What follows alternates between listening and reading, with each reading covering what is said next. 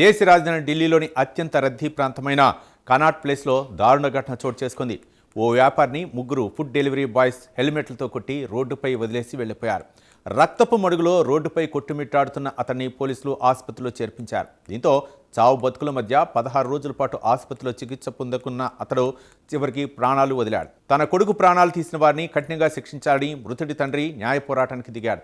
ఇప్పటికే సీసీ ఫుటేజ్ల ఆధారంగా 2 నిందితుల్ని అదుపులోకి తీసుకున్న ఢిల్లీ పోలీసులు మరో నిందితుడి కోసం గాలిస్తున్నారు. అయితే ఈ ఘటనలో ఓ నిండు ప్రాణం బలైపోగా అసలు గొడవకు కారణమేంటన్నది మాత్రం ఇంకా తెలియలేదు. ఇక వివరాల్లోకి వెళ్తే ఓ చిన్న గొడవ చినికి ప్రాణం తీసే వరకు వెళ్ళింది. చిన్న వాగ్వాదంతో మొదలైన గొడవలో 36 ఏళ్ల శివం గుప్తా అనే వ్యక్తి ప్రాణాలు కోల్పోయాడు. అయితే దేశ రాజధాని ఢిల్లీలోని అత్యంత రద్దీ ప్రాంతమైన కనాట్ ప్లేస్లో ఈ దారుణ ఘటన చోటు చేసుకుంది. పోలీసుల వివరాల ప్రకారం జనవరి 3వ తేదీన రాత్రి శివం గుప్తాకు ముగ్గురు ఫుడ్ డెలివరీ బాయ్స్కు మధ్య వాగ్వాదం జరిగింది. దీంతో ఆగ్రహానికి గురైన నిందితులు హెల్మెట్లతో శివంపై విచక్షణారహితంగా దాడి చేశారు. ఈ దాడిలో శివం తీవ్రంగా గాయపడటంతో అతన్ని రక్తపు మడుగులోనే వదిలేసి ముగ్గురు ఫుడ్ డెలివరీ బాయ్స్ అక్కడి నుంచి పారిపోయారు. స్థానికుల సమాచారంతో పోలీసులు ఘటనా స్థలానికి చేరుకుని రక్తపు మడుగులో ఉన్న శివంను ఆసుపత్రికి తరలించారు. అతడు దాదాపు 16 రోజుల పాటు ఆసుపత్రిలో చికిత్స పొందిన తర్వాత జనవరి 19న మృతి చెందాడు. కాగా మృతుడు శివం గుప్తా పహాడ్గంజ్లో వ్యాపారం చేసే అనిల్ కాంత్ గుప్తాకు ఏకైక కుమారుడు.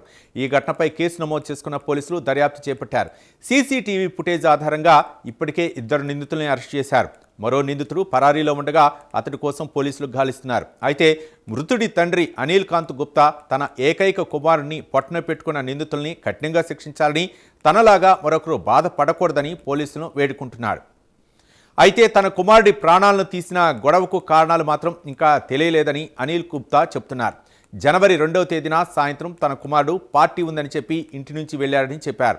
రాత్రి దాటిపోయినా తన కొడుకు ఇంటికి రాకపోవటం, పదే ఫోన్ చేసినప్పటికీ అతడి నుంచి స్పందన రాలేదని అన్నారు. అయితే కొద్దిసేపటి తర్వాత తన కొడుకు ఆసుపత్రిలో ఉన్నట్లు పోలీసులు ఫోన్ చేసి సమాచారం ఇచ్చారని, తన కొడుకు 16 రోజుల పాటు ఆసుపత్రిలో చికిత్స పొందుతుంటే అతడు కోలుకుంటాడని కుటుంబ సభ్యులు, వైద్యులు భావించినప్పటికీ జనవరి 19న అతడి ఆరోగ్యం క్షీణించి మరణించినట్లు వైద్యులు చెప్పారని మృతుడి తండ్రి అనిల్ కుమార్ గుప్తా కన్నీరు మున్నీరవుతున్నారు.